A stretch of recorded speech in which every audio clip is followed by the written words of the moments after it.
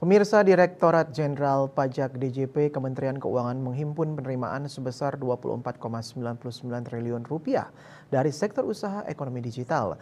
Data ini dirilis Direktur Penyuluhan Pelayanan dan Hubungan Masyarakat Kemenku Dwi Astuti.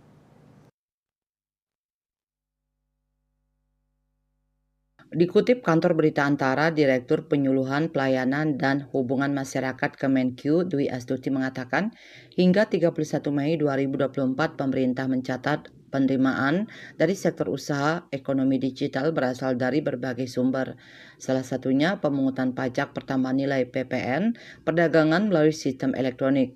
PMSE sebesar 20,15 triliun rupiah. Selain itu ada pajak kripto sebesar 746,16 miliar rupiah, pajak fintech P2P lending sebesar 2,11 triliun rupiah, dan pajak yang dipungut oleh pihak lain atas transaksi pengadaan barang dan atau jasa melalui sistem informasi pengadaan pemerintah pajak SIPP sebesar 1,99 triliun rupiah.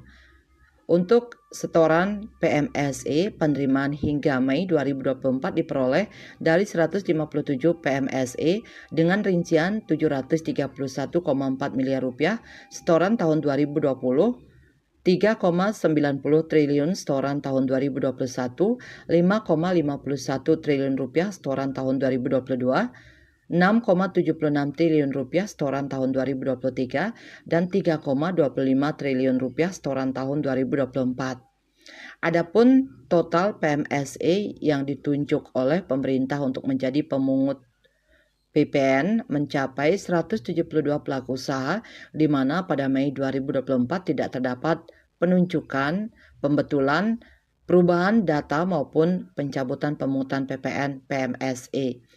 Untuk penerimaan pajak kripto, penerimaan diperoleh dari 351,34 miliar rupiah, penerimaan PPh 22 atas transaksi penjualan kripto di exchanger, dan 394,82 miliar rupiah penerimaan PPN di atas transaksi pembelian kripto di exchanger.